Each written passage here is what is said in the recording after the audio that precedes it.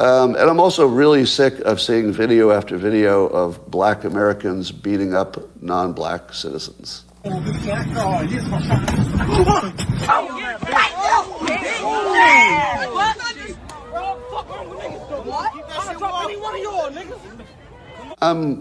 realize it's anecdotal, and it doesn't give me a full picture of what's happening.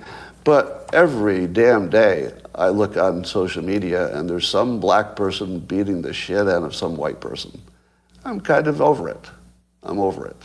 In light of the recent events that have taken place in Chicago in the last few days, I think it is well within reason that I do join the sentiment of Matt Walsh and echo along behind Scott Adams. It's time we have a difficult conversation about race.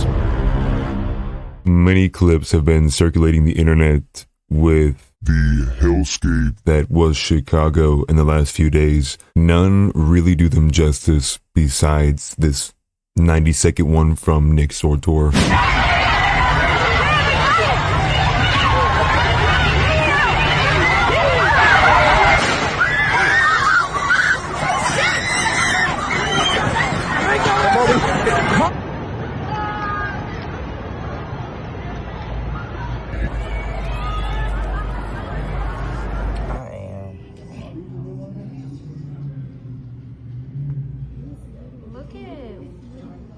Now, following the actions that took place in the previous clip comes the morning after.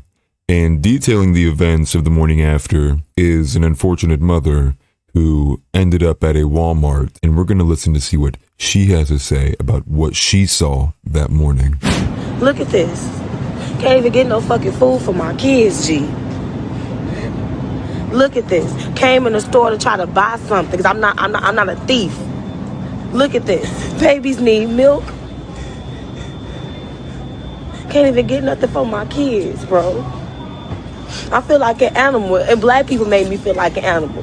Y'all did this to us, but this is what we're fighting for. This is honoring George Floyd. People who already couldn't feed their kids, now they really can't feed their kids. I am so devastated right now. I am so devastated right now, G. This is not okay.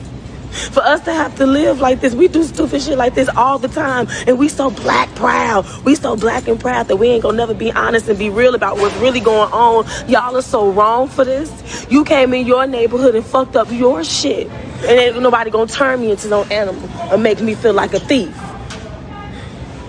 Y'all let them white folks send y'all off once again.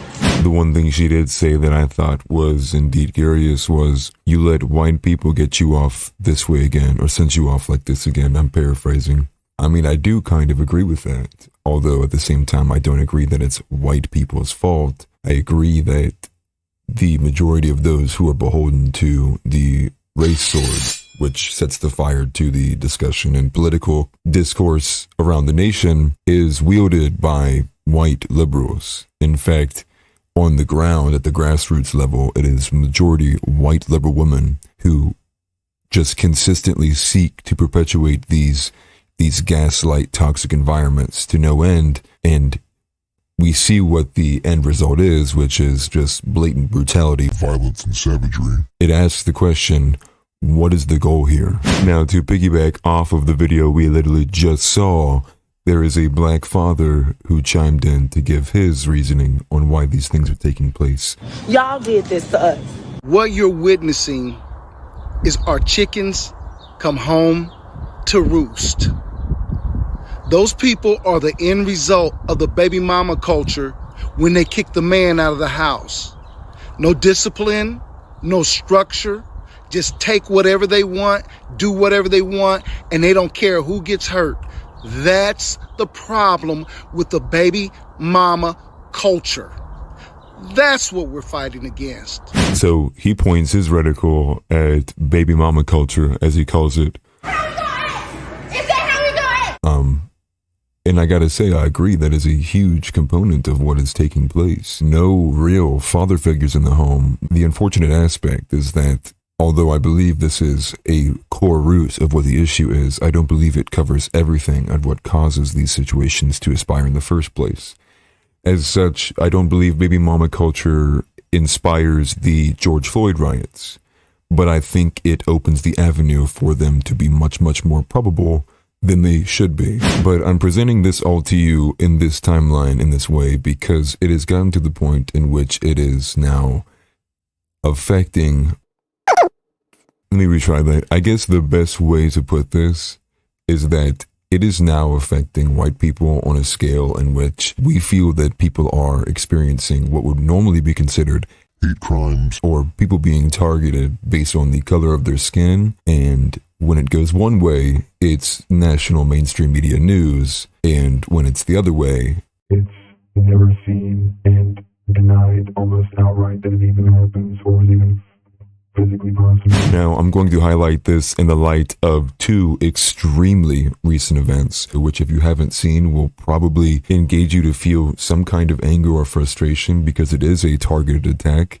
And the other is a narrative change where the mainstream media is scrambling to apologize and find excuses for why their headlines don't match up. So, case in point, the tweet from End Wokeness 629 entered the wrong house. 634 rang the doorbell. ABC breaking news changes the headline. One can only imagine because they are trying to provide cover for what is a leftist-backed ideological just view on how the story should be viewed by the audience, rather than having a concerned or even ounce of journalist integrity to preserve what is the objective truth. Coming full circle with a tweet from Matt Walsh. White woman viciously attacked by a group of black teens. You absolutely never see videos like this with the races reversed. Never. Doesn't exist. At some point, we need to discuss why this kind of violence literally always goes one way. And I 100% agree with that sentiment. And this is the video that I was talking about.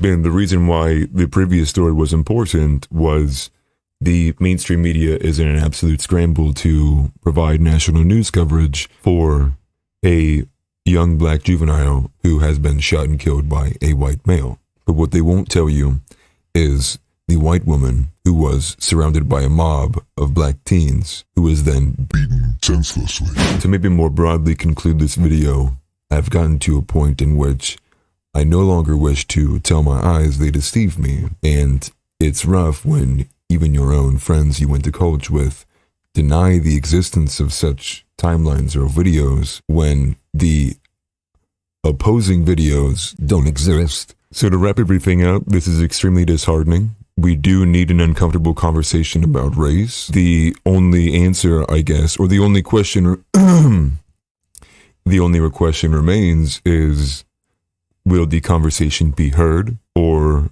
will this be turned into another, oh, if you see this, you must be racist. Oh, if you think that was a hate crime, you must be racist. Oh, you must be, oh. And to be honest, I'm kind of over it. Scott Adams was over it months ago, and it looks like Matt Walsh is over it now. I would like to just have a reasonable conversation over why I don't see videos of the opposite happening. Someone explained to me why I don't see videos of a black individual walking alone on the street being mobbed by 20, 30, 40 white men in a bunch of random garb and clothing.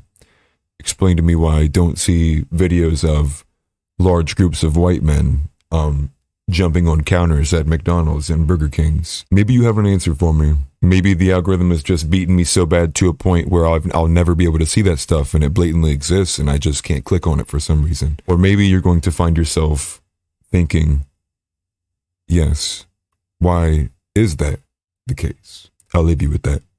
Peace.